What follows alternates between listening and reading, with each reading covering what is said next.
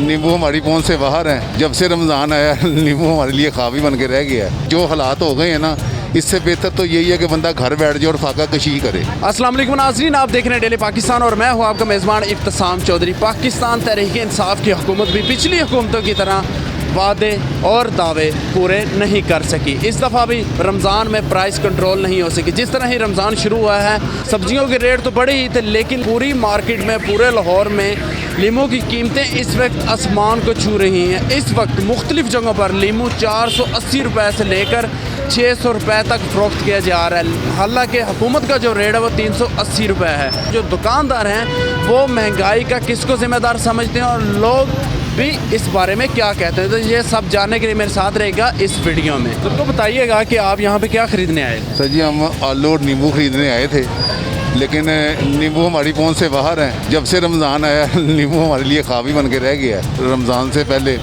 260 और 240 रुपये तक नींबू मिल जाता था किलो। जो हालात हो गए हैं ना, इससे बेहतर तो यही है कि बंदा घर बैठ जाए और फाका कशी करे। सर, आप रमज़ान से पहले भी सब्ज़ी वगैरह ले रहे होंगे और अभी रमज़ान के बाद क्या फ़र्क नज़र आया है? महंगाई हुई है?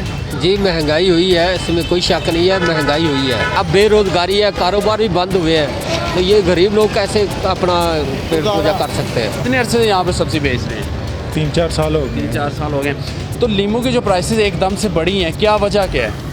पता नहीं, पीछे से पता किया, जब लेने के लिए गए हैं सुबह तो मंडी के अंदर 2000 रुपये दड़ी थे, 400 रुपये किलो।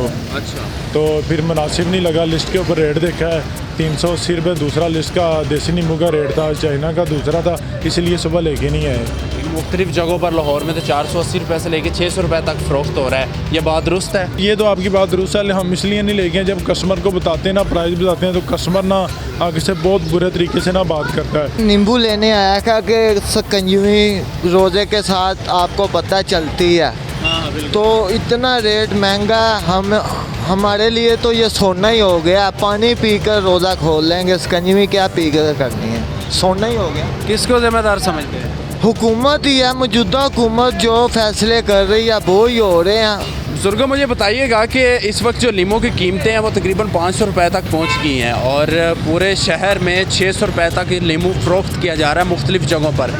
ओवरऑल महंगाई हुई है या चीज़ें कम हुई? आप क्या मौक़िफ़ इख्तियार करेंगे? रमज़ान तो पहले ये नींबू 180 रुपये किलो सन, ਹੁਣ रेट का पता कर लो, कम अज़ कम 400-500 तो होना है। जिमें जिमें मतलब रमज़ान नज़दीक आंदा, चीज़ां महंगियां होंदियां जांदियां, ईद नज़दीक आंदी है, कपड़े महंगे होंदे जांदे होंदे।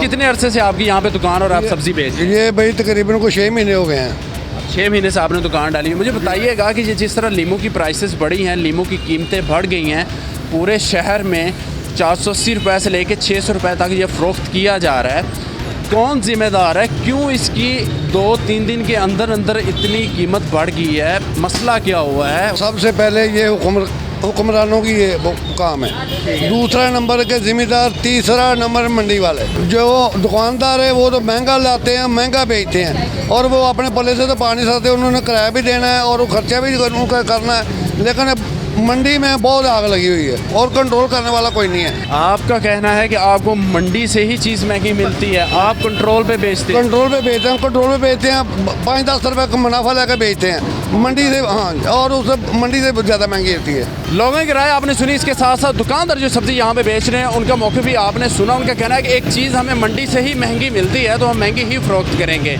ये हुकूमत की और मौजूदा इंतज़ामिया की जिम्मेदारी है कि वो प्राइस कंट्रोल करे। ये था लोगों का कहना। आप भी मुझे कमेंट्स में ज़रूर अपनी राय से आगाह कीजिएगा कि आप किसको ज़िम्मेदार समझते हैं और आप इस बारे में अपनी क्या राय रखते हैं। इसी के साथ अपने मेज़बान इब्तिसाम चौधरी को दीजिए इजाज़त और देखते रहिए डेली पाकिस्तान। खुदा हाफ़िज़।